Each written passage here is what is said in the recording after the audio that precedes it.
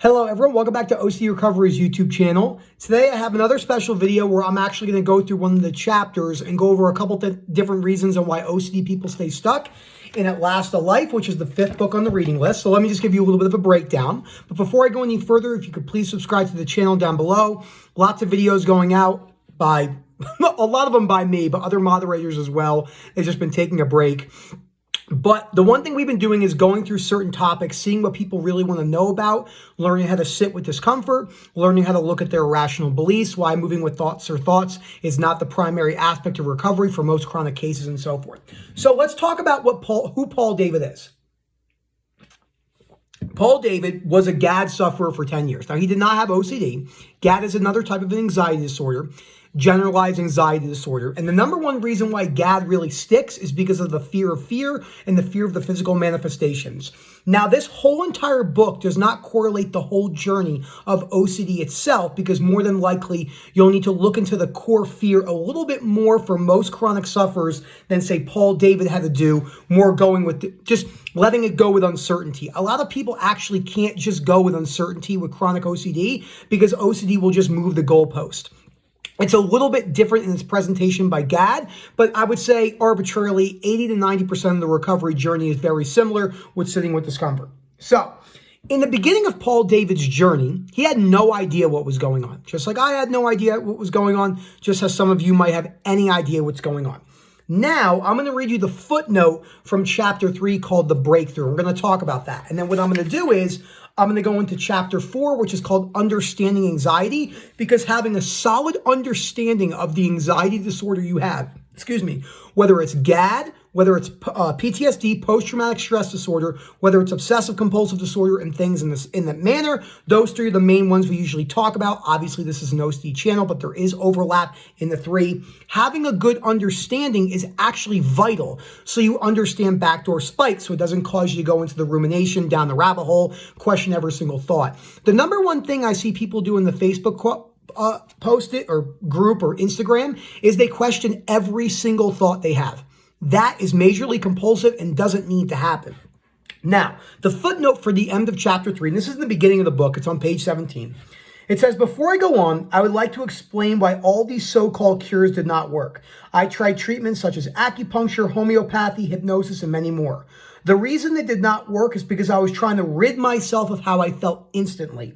This is the problem. So many people just want this dreadful thing to go away.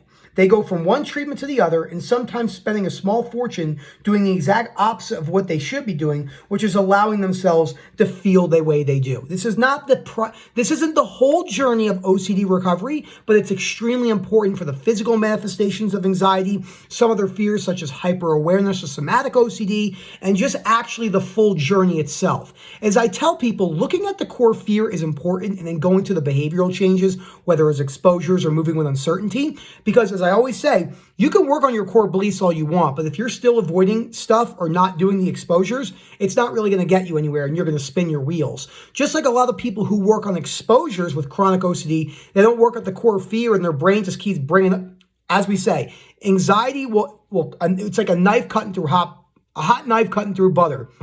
If you're not looking at the core fear for a lot of chronic OCD sufferers, and there is a difference between engaging with thoughts and looking at the core fear, usually one or two core fears present, which I did a video on a couple weeks ago. So this is a huge problem, and understandably so. We don't like the way we feel. We don't like feeling uncomfortable or anxious. So everything we do is wanting to get out right now. Now, this is important to talk about with acceptance. The main reason that acceptance either gets flack or people put it down, whether it's REBT, CBT, or just the teachings of Ellis, is because they don't have a clear understanding of it. They're using it as a tool. It's not a tool. Meditation and yoga can be used as tools. Stoicism is a Greco-Roman philosophy outlook on life, dealt with prospectively changing your whole entire existence on how you view things. It's not a tool that you use in scenarios per se the way people think it is. That's why people don't use it correctly. And I've done that, and I know many people have done that, including Rob and other moderators. We think to ourselves, well, what we're going to do is we're just going to use this tool to escape how we're feeling right now. That does not work. That's not acceptance. That's not the internal surrender that we're talking about. So that's the main thing. So chapter 4 is basically talking about, as it's titled, understanding anxiety. And there's a couple things that it's funny because I've read this now, I think 3 or 4 times. So I have like this, I wrote this on February 4th, 21. I remember my first one the other day, right here, 9/8/20, so almost a year ago. So here's a really good thing. As I explained, an essential element in discovering the key to recovery is understanding why you feel like you do. Now, this is important, but a little bit not fully true to OCD recovery, because people will go looking into your past. What he means by this is having a general sense of how the condition works. So when you're going through recovery, it's not like you need to 100% figure out why you're feeling the way you're feeling. The way you're feeling is because you're scared and you have a disorder. It's that simple. Now we move forward, look at the core fears, go with uncertainty exposures, and adopt these philosophies. So he said, if you fear something, it's bound to dominate your life, which we know is very true with OCD recovery. If you don't understand what's happening, you will continue to go around in circles, continually thinking and worrying about your condition while trying to find a way out. So this beginning of this chapter, so this whole page right here on chapter 4, which is page 18, he's talking about the understanding of the disorder. Remember, this isn't geared towards OCD. He's not talking about going into your past, psychoanalysis, psychodynamic, which could be beneficial for other people in life, probably not good for OCD people because they're just looking for that. Remember, the belief we hold right now is the primary factor of our emotional consequences. Some people's activating events, the A, does play more into their belief structure, cultural environment, genetics, everything like that. So with understanding comes less questioning. This is super important for understanding setbacks and spikes like that, which in turn gives your brain a rest and enables you to think more clearly.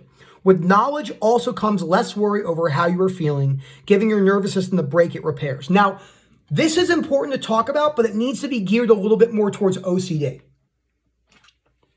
So with knowledge about how OCD works, whether you have GAD and OCD, PTSD and GAD, whatever, it is important to understand it to a degree so you do know what's going on, like I said. So when you say if you're feeling good for 7 months, you're not recovered. A lot of people tell me I'm recovered for a month and I was, no. When you are recovered from OCD, OCD has no way to latch. You more than likely will never suffer from it again. You can't say for sure, but I'm pretty damn certain. That doesn't make any sense. You can't say for sure, but statistically speaking and adopting the tools, you more than likely will not chronically suffer again. Can't make a certainty, but that's how unconditional self-life and other acceptance works. You adopt it as the philosophy, and that's how you see life from here on out. Knowledge of your condition is what finally breaks the loop so a process of healing can recur. Then he talks about how recovery is for everyone. Rob just sent me a message right now. So that is really, really, really important to know. Understanding the condition is part of the process. It's key. So I mention this. The aim is to lessen the time you worry and obsess about how you are feeling and to regain the courage to go about your daily life. So he talks about moving forward in life while bringing it for the ride. This OCD recovery, Rob termed bringing it along for the ride, wearing anxiety like an uncomfortable coat. So let me explain by going back to the statement. You will not get better until you stop trying to get better. What does that mean? Well, let's say someone came to me and said, Paul, I have these strange feelings all day, like pins and needles, and I can't concentrate. You can put in any physical manifestations of anxiety here, because that's what this is more geared towards. And I feel unreal at times and continually anxious. What should I do? Now, I'm going to read you this whole entire page, because it's an excerpt of a conversation that he basically invented, and it is absolutely amazing. He said to the person, nothing. Nothing? Paul, yes, nothing. Just allow yourself to feel the way you do. By doing nothing, you will give your exhausted mind and nerves rest and a chance to heal. But surely I should fight it. I must get the best of this thing. Okay, then go ahead. But have you been doing this for years? And let me ask you a question. Has it helped you? What do you mean then? I mean, you can't control your anxiety. Your nerves and mind are tired of you running around trying to find answers, worrying and obsessing about how you were feeling. You are just keeping yourself in the state by adding more fear and worry. Let me ask you a question. When you break your leg, what do you do? This is something I've always talked about. Why on earth do you do this with your exhausted mind then? When you break your leg, you put it in a pot and let it to heal. You're not scared because you understand the process of a broken leg. You're not like, and this will, in the majority, with OCD sufferers, you could break your leg and obviously obsess about it ever healing correctly. So this is why this book is not first. this book is last because it has importance, but it's not the whole journey. It's very applicable to GAD and very applicable to the chronic physical manifestations. But if you're deathly scared of being anxious forever, this will only get you so far. We have to talk about that. And that's really important. Now, the last thing I wanted to cover from this book is, and I wrote it, end it with this. Even when I was confident that all these feelings I was experiencing came from something as simple as a buildup of anxious energy, tired nerves, and an exhausted mind, I still had to remind myself at times, not compulsively, but once I understood what was causing me to feel the way I did, then a lot of the original fear disappeared over time. It didn't happen overnight. Excuse me. I still felt awful for most part, as understanding alone was not a free pass out of feeling the way I did. Just like reading the books, it's not a free pass. You can read all the books. If you never apply it and keep avoiding, you're actually not going to get anywhere at all. I just started to point me in the right direction and knew that there was a way out, and there was still a big process of healing to go through. So that's really, really important. Now, the next chapter, I'm going to do another video on, where'd it go? So on the next chapter, which is basically why giving up the fight and the internal surrender is so important. But that's something I really wanted to talk about in the opening of this book. Now, this book means a lot to me, and I'm going to tell you why. A lot of my symptoms are physical manifestations of anxiety. I have a lot of lingering anxiety, not so much intrusive thoughts or images or feelings as it is, well, sensations and feelings. You could bound that into uncomfortable anxiety. But, those are the main things that my journey has consisted of. I remember I also suffered from hyper-awareness and somatic OCD for almost 2 years. So that was a really big part of my journey. Obviously, as I said in my previous video, why did ROCD connect and latch with Hannah and Kirsty? Well, more than likely, they value connection or rejection or love at a much higher rate than I do. This isn't to say I don't love my wife and love things and like connection, but it just doesn't mean as much to me as it does to them, more than likely. While maybe uncomfortable sensations, like an uncomfortable shirt, doesn't mean shit to Hannah or Kirsty. So somatic OCD just doesn't latch like that. And that's an important part to talk about. You don't have to figure out why it stuck with you. It is a really interesting thing when you get further in recovery and you can have these types of conversations. It's not that you can't have different conversations in different stages of recovery, but it can become a little compulsive if you don't understand like how balance works, how confession works, and how reassurance works. And understanding, and the last thing I want to talk about in this book, when he talked about understanding the disorder is vital for recovery. In order to recover from OCD, more than likely, you'll need a solid understanding of how reassurance works and confession works. It's like an addict, okay? My buddy's sober for 10 years. He has a very good understanding of his triggers and understanding of what scenarios were really bad for him to go through for his particular thing. Which is not, there's addiction recovery and OCD recovery have some carryover, but not all the same. But the main thing is, if you don't understand reassurance and all the ways that it can become, it's not about 100% certainty, but having a solid understanding, you might be giving reassurance to other people and you might be getting it and not even knowing it's reassurance. I made a really good post yesterday in the Facebook group talking about that there are a lot of people in our community, that say stuff like, well, OCD people, I heard this the other day, an OCD person is the least likely person to act on these thoughts. That's 100% reassurance. No ifs, ands, or buts. That is reassurance. That person who said that does not understand that that is reassurance. They might not be doing it maliciously on purpose, but a lot of people do not understand OCD. It's very hard to understand OCD unless you come out the other side. Doesn't mean that you can't help people if you're a therapist, but it's very hard to give the insight as someone like myself or Rob had. We have a unique view. Therapists have a unique view, maybe in more of an empirical data study realm, systematic reviews and empirical data.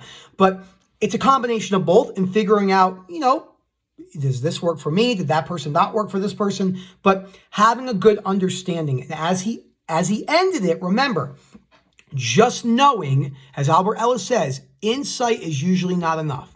It's just usually not enough. It will bring you to places, but it might not bring you exactly where you want to go. So unconditional self-life, other acceptance. This book primarily with moving with uncertainty, correlates a little bit more with the physical manifestations of anxiety since he had GAD, remember, generalized anxiety disorder, which is commonly misdiagnosed on a daily basis. So, because it is a disorder. So thank you so much for watching. Don't forget to subscribe and have a great day.